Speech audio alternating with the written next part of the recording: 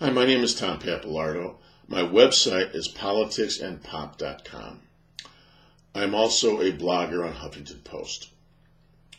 So the two biggest takeaways from this video. First will be the hidden reason why politicians like the Clintons and the Bushes cannot stop themselves from abusing power to a great degree over and over again. Secondly, will be the most easily understood reason why Hillary is much more dangerous to our country and the world than Trump. So we'll start with Hillary versus Trump. Presidents can only abuse power if they have credibility. Without credibility, they have no power to abuse. That's simply, the setup. Trump has no credibility at all to trade on, whereas millions believe that Hillary, because of her time as First Lady, Secretary of State, as well as Senator, make her qualified to run the country. Trump, on the other hand, he needs to build up credibility in order to abuse power. That's simply the setup, and that is quite simply why Trump is much less dangerous than Hillary. Trump has no credibility. The media has declared that he will be a disaster as a president, understandably so.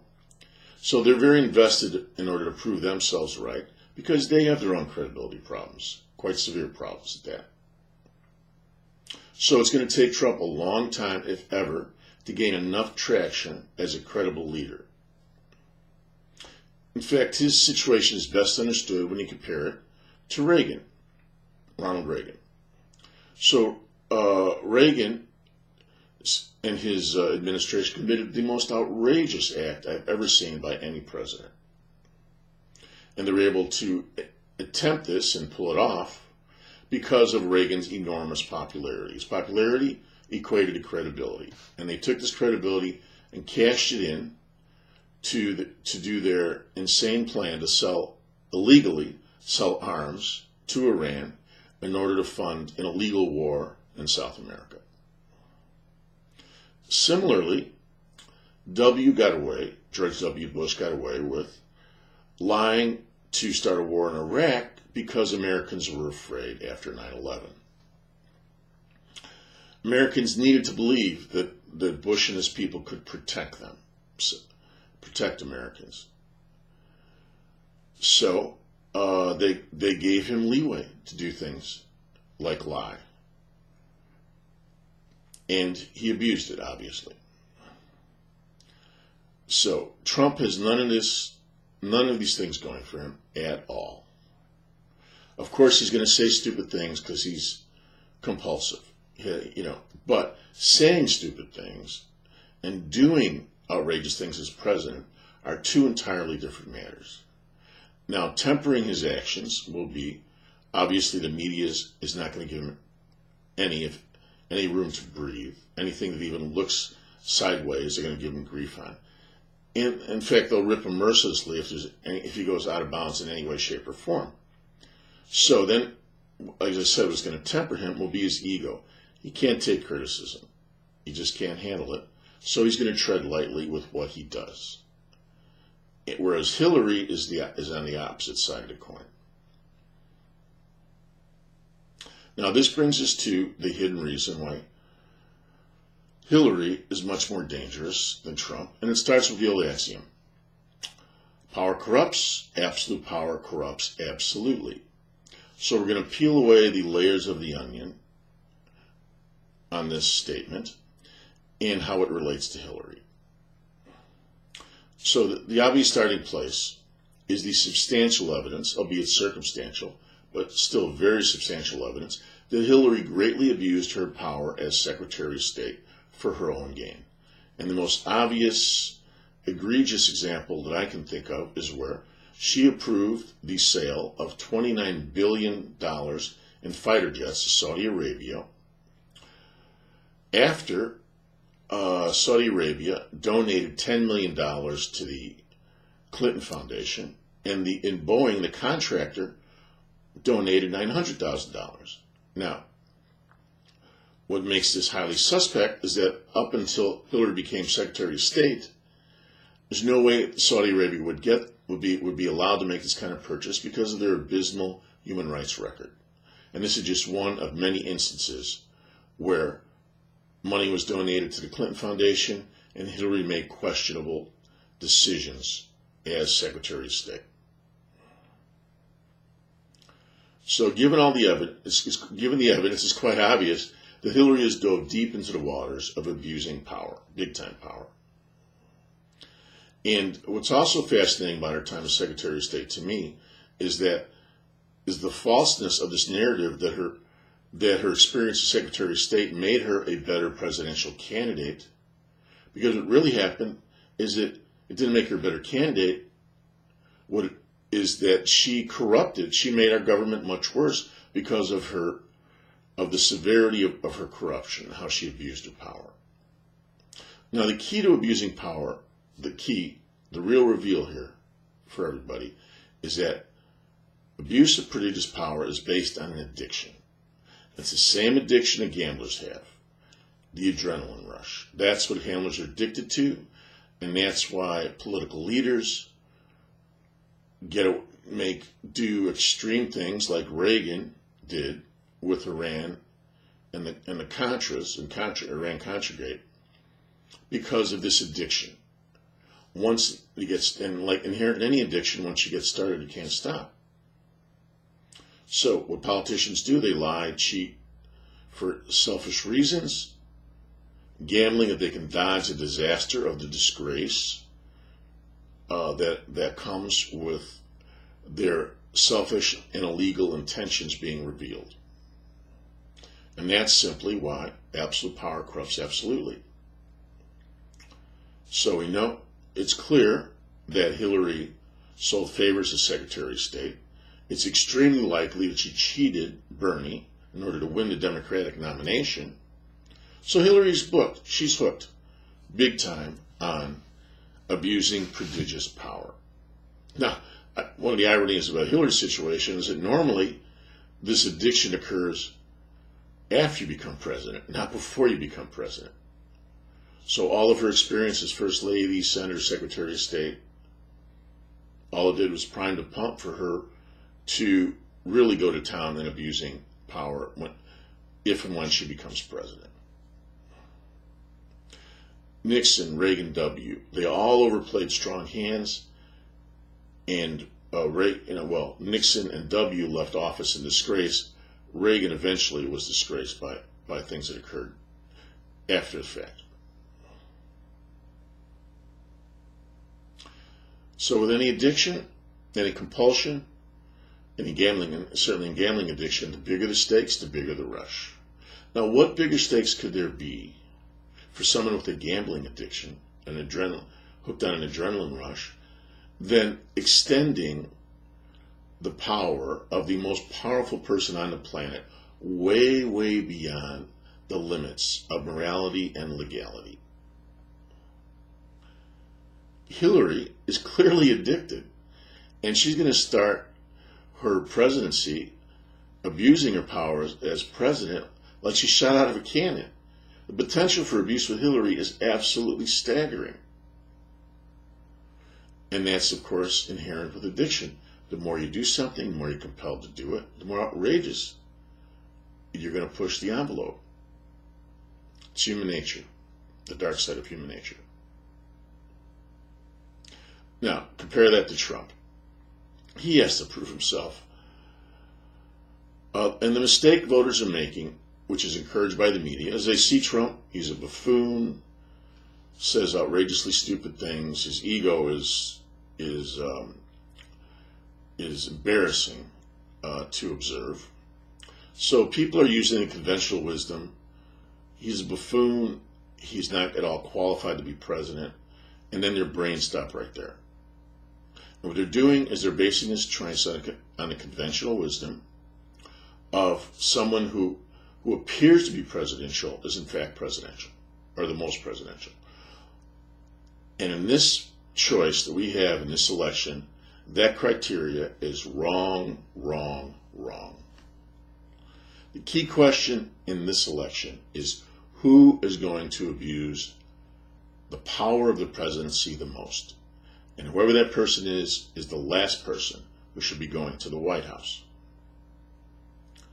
The reason that people are turning away from Trump is they feel it's a moral imperative not to put this buffoon in the White House.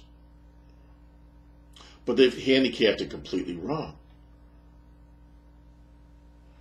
because they just stopped thinking once they connected Trump with being a foolish, buffoonish character.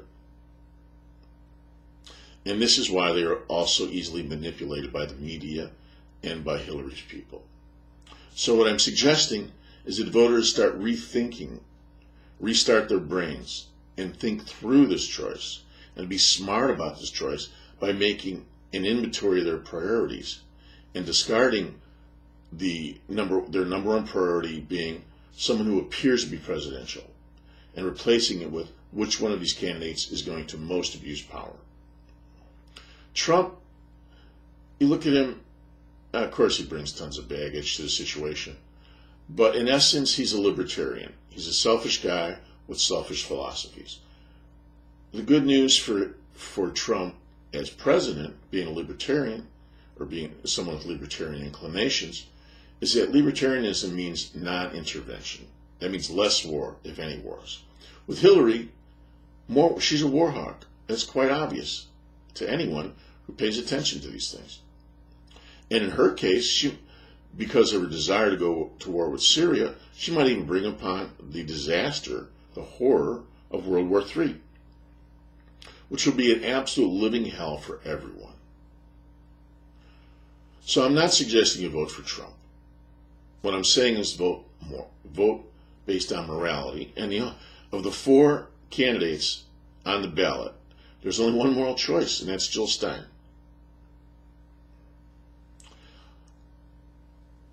Now, the other thing to consider here is that more importantly than who becomes president is that the people of this country send a very clear, pointed message to the status quo politicians that, in fact, the American voters will not accept the status quo. And Hillary is the only status quo politician on the ballot. So once again, people are literally cutting their own throats politically in terms of their own welfare by voting for Hillary.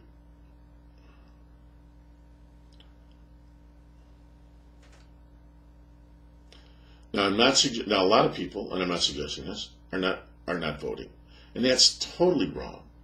That's incredibly poor judgment, because not voting is why we're in such a mess it is. Why we have what is much closer to an oligarchy than a democracy. In fact, maybe I'm not even sure we really have a democracy anymore. Maybe just a little bit. This election, if we vote against the status quo, which Hill represents, we're voting against an oligarchy and moving away from an oligarchy. This election has been driven by anger. It's pretty obvious to most people. I predicted this in my writings on my website in Huffington Post back in September, that the candidates that did best in assuaging the anger of the electorate had the best chance of winning their nominations. And it turned out to be accurate. The thing about anger is when we're angry, most often we do irrational things. The Republicans selecting Trump as their nominee is obviously an irrational act. However, making Hillary president is an act of pure self-destruction.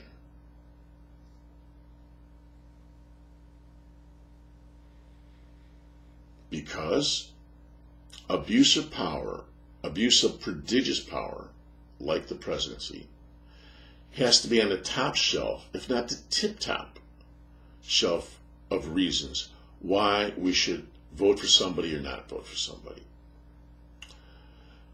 Abuse of power is the steepest of slippery slopes, and at the bottom of this slide, of this descent, is an ugly, painful crash landing for many, many millions of good people, unprotected people. And Hillary as president, this is, in my opinion, a guaranteed living hell. Now, on one hand, voters want to do the right thing. Again, that's what I think voting against Trump is the right thing because he's such a clown.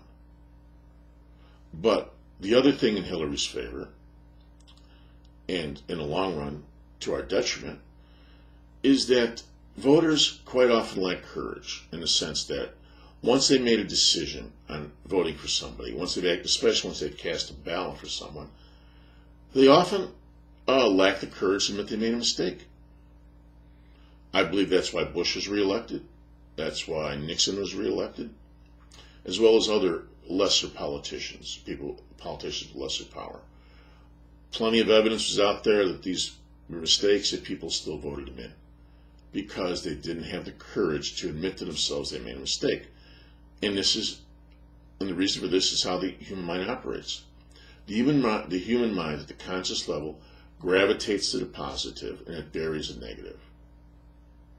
So, if someone, it's just logical, if someone votes for president who is, someone who has that kind of power, and you played a part in giving that power, and you lack courage to admit that you made a mistake to yourself, you're just going to want to reinforce. You just want to reinforce that it was a good idea by voting for him again.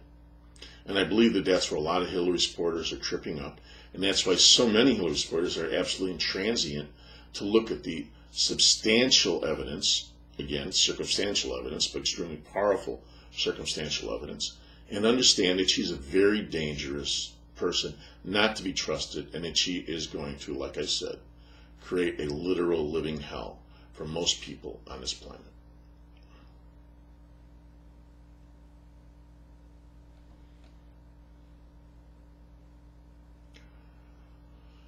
Voters have been doing this for decades, making this kind of mistake.